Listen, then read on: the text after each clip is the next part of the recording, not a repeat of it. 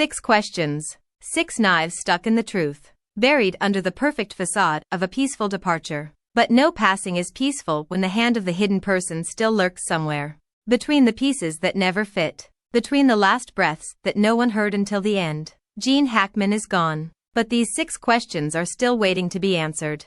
Chapter 1. Golden Boys discussed from the dazzling lights of red carpet premieres to post-Oscar parties that lasted until dawn. Gene Hackman once had all the privileges of an A-list star. A man who had twice held the prestigious golden statue. A rare man who rose to the top without compromising with any hidden forces. But behind this brilliant aura was Gene Hackman, who quietly closed the door. Rejected all the glamorous invitations of Hollywood. Rejected everything that people called glory. Since the late 1980s, when his career peaked with Mississippi Burning and Unforgiven, Gene Hackman began to distance himself from major events.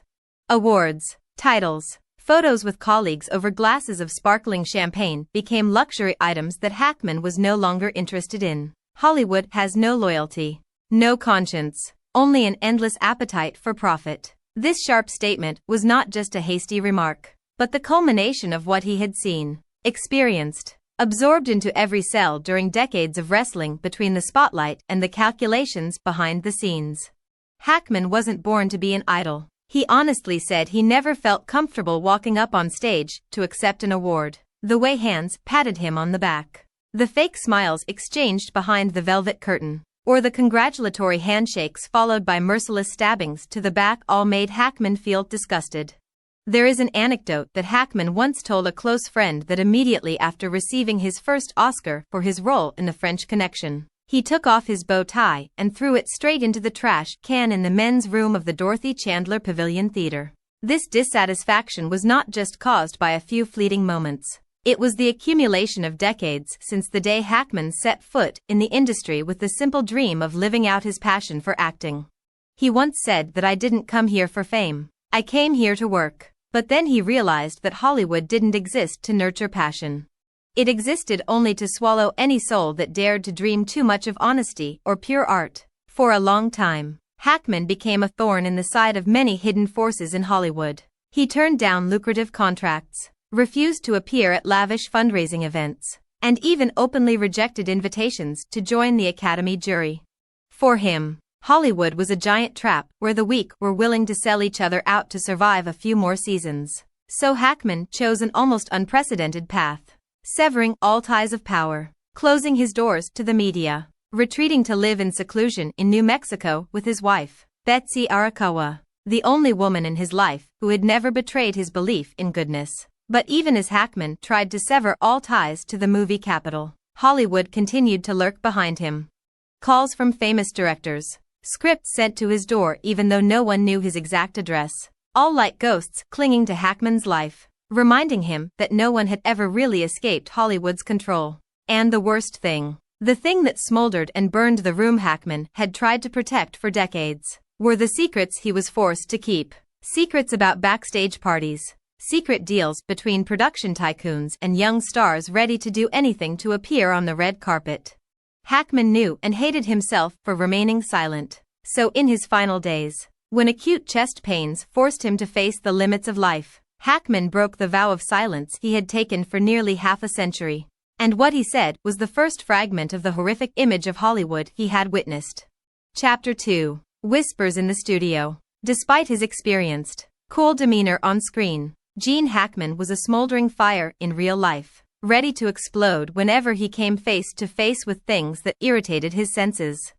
And this fire, for the first time, burned brightest on the set of The French Connection, in 1971, when Hackman took on the role of Jimmy Popeye Doyle, the character that brought him fame. No one expected that behind this gritty, realistic framework lay a period of intense tension between the lead actor and the powerful crew. Director William Friedkin was there. But his style of work was a nightmare for those who didn't give up. Friedkin was known for his brutal direction, prone to pushing actors to the limits of their physical and mental limits in order to achieve realistic shots. But for Hackman, what he faced was not just the director's harshness, but the unseen force behind the cameras. From his first days on set, Hackman clearly felt that the eyes watching him weren't simply from the production team. There were private conversations, suggestive offers from several men he had never met. They didn't mention acting, scripts, or any artistic elements. Instead, they placed conditions in exchange for invisible support, something Hackman later called dirty deals behind the scenes. During a late-night shoot, with the entire crew exhausted, Hackman went backstage to get some air. In a dark corner behind the studio, where the street lamps cast a faint, illusory light, he suddenly heard a short conversation between the producer and the stranger. The whispers mixed with cigarette smoke, but it was enough for Hackman to understand that this role, his subsequent awards, even his career path, were all arranged in an order he didn't know. "We need a new face, but one that is controlled enough." The voice was so cold it gave Hackman goosebumps. The pent-up anger erupted the next morning. Hackman confronted Friedkin and the producer directly, but the only response he received were weak smiles and defiant looks. That was the first moment Hackman understood. In this game, actors were not artists, but pawns. And the footage he shot wasn't just meant to serve viewers, but was also a tool for behind-the-scenes intrigue. From that moment on, Hackman refused all private meetings with producers and avoided closed parties where secret deals were made under the guise of friendly exchanges. He realized that if he walked through that door, the price he would pay would not only be his career, but also his own soul. Few people knew that Hackman was invited to star in at least 3 hit films from the 1970s, all of which later won Oscars. But he refused all of them because each script sent included a list of non-artistic conditions: private dinners with influential figures in the industry, undated contracts with vague terms regarding image promotion opportunities, and, worst of all, requests that were never allowed to be written down. Requests that so enraged Hackman that he tore up the script as soon as he finished reading it. There was an internal rumor that Hackman never confirmed, but that had been circulating in the film industry for years. Hackman witnessed a secret arrangement to rig the Oscars. The powerful producer had a quiet exchange with an Academy media representative, not about the quality of the film, but about the package of media guarantees after the awards show. From then on, Hackman never believed in Oscar campaigns again. For him, the golden statuette was not a reward for art, but a trophy for shaking hands in the dark. And as the whispers in the studio that year rang out every night, Hackman knew he no longer belonged. Chapter 3: Confession of an Oathbreaker. In the small room on the Santa Fe coast where Gene Hackman had spent his last years to avoid noise, an old telephone rang late at night. On the other end of the line was a familiar voice, his close friend for decades, the only person Hackman still trusted enough to tell him what he had buried since his youth. But this time Hackman didn't call to chat or tell old stories. He called to confess. Hackman's voice was hoarse, each word a cut in the listener's ear. He began with a short, cold sentence, like a night wind blowing through an open window. "We sold our souls for fame. And I can't die with this burden on me." Outside, the New Mexico sky was thick and black, but true darkness filled the room where Hackman sat. No lights, no regular whiskey on the table, just the dirty memories he had tasted for over half a century, now rising like a flood. Hackman spoke slowly, as if each word were a stone tied to his chest. He recalled a night in 1974 at a mansion in Beverly Hills, where not only A-list stars gathered, but also influential figures from the world of production, media and politics. This was no ordinary party.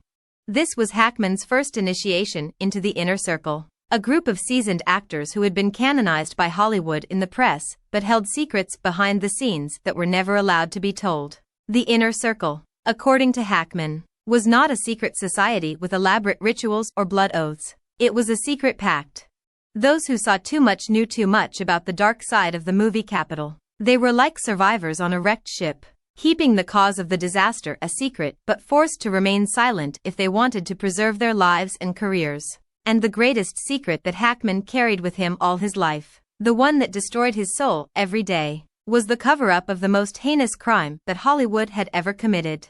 A child molestation ring that involved famous filmmakers, talented actors and those who manipulated awards and the media behind the scenes. In 1975, Hackman and several famous faces, well-known actors who had long since disappeared from the spotlight, were invited to a private party. They thought it was just an opportunity to connect with power. But what happened behind that door haunted Hackman for the rest of his life.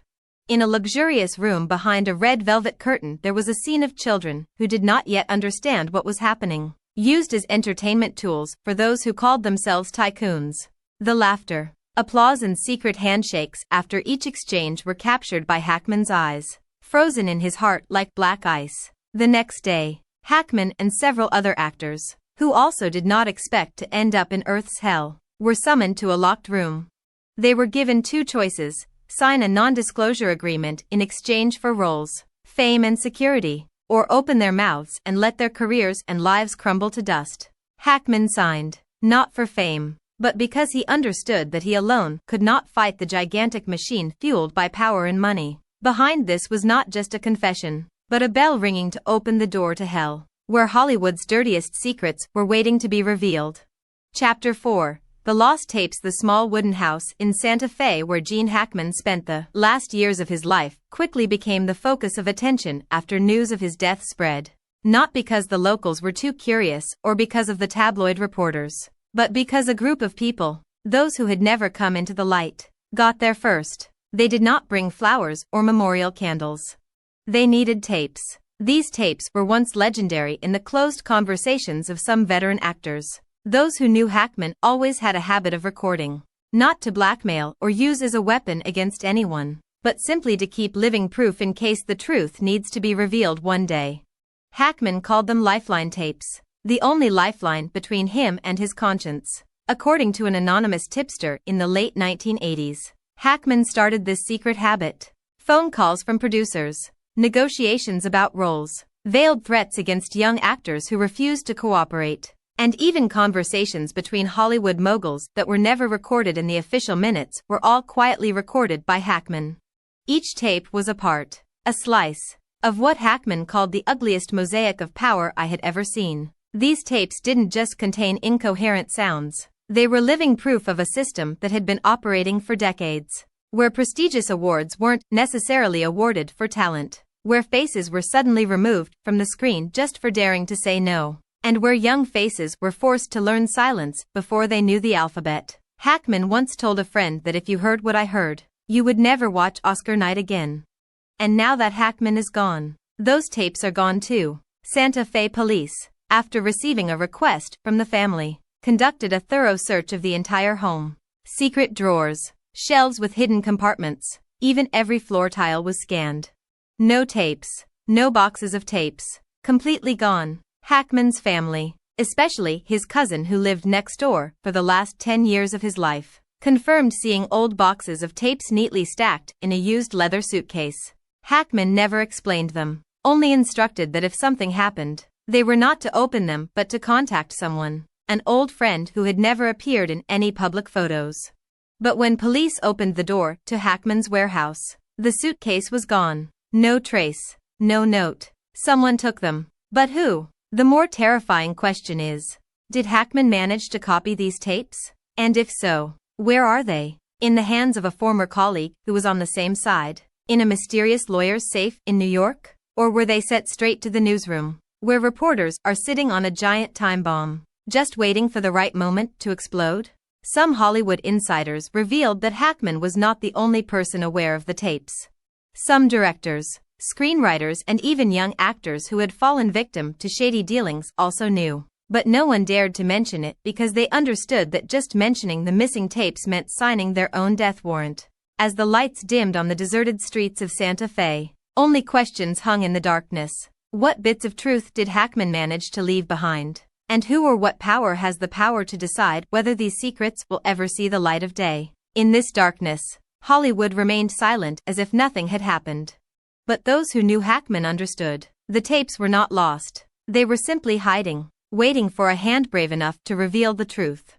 Chapter 5. The Exile's Curse. From the day he officially left his last film set, Gene Hackman chose a path that few Hollywood icons dared to take. A path of silence, isolation and complete solitude. Santa Fe, New Mexico, with its dry hills and red sky at sunset, became his last refuge. A modest wooden house with no high gates or walls, no guards, only the sound of the wind blowing through the cracks, as if every sound here matched the absolute silence that Hackman tried to maintain. But even there, Hollywood never really let him go. You can leave Hollywood, but Hollywood will never leave you alone. A statement that Hackman once made during a private meeting with some old friends in 2005 has become a haunting curse. One of those present recalled that Hackman spoke with a quiet expression, but deep inside there was fear. The fear of someone who saw too much, knew too much, and carried too many secrets that were not allowed to exist. During his early years in New Mexico, Hackman kept in sporadic contact with old friends, colleagues from the same era, those who stood on the same side to protect what they called his artistic conscience. But gradually everything closed down. The telephone no longer rang, handwritten letters no longer had recipients, and Hackman, in a sense, pushed himself into a state of complete isolation. He once joked with his cousin that if I disappeared one day, no one would know. But it wasn't just a random remark. It was a premonition. This same cousin, after Hackman's death, continued to reveal strange signs for years. Strange cars, often parked far in front of the house, sometimes driving all night without anyone getting out. Strange calls in the middle of the night, just the sound of soft breathing and then hanging up. Nameless, unaddressed letters with a few handwritten words. We see you. Hackman never officially admitted to being followed, but his cousin confirmed that he knew. He knew to such an extent that there were always 2 suitcases in the house, one with personal belongings and one with documents that no one had ever seen. Hackman lived like an exile in his own home, always ready to leave everything and disappear if necessary. Why? Because of what he knew and what he retained. Over the past few years, Hackman has declined all invitations to return. No honorary Oscars, no Lifetime Achievement Awards, no participation in any commemorative events, partly because he truly hated the hypocrisy of Hollywood, but mostly because he knew that just by walking out of the safety of his door in Santa Fe, the old-timers wouldn't hesitate to reach out and choke his last breaths. Some said Hackman was paranoid, but those who sat with him in that wooden house, who heard incoherent stories about late-night parties in Beverly Hills, about deals behind closed doors, about young stars who never had a chance to shine, knew Hackman was not delusional. He was the last of the few who lived long enough to tell the story. But no one knew whether the stories left Hackman's mouth in time or whether they followed him to the depths of eternal silence. Chapter 6. The final nail in the coffin. Gene Hackman's final days were not peaceful, like scenes of an aging legend enjoying his twilight years.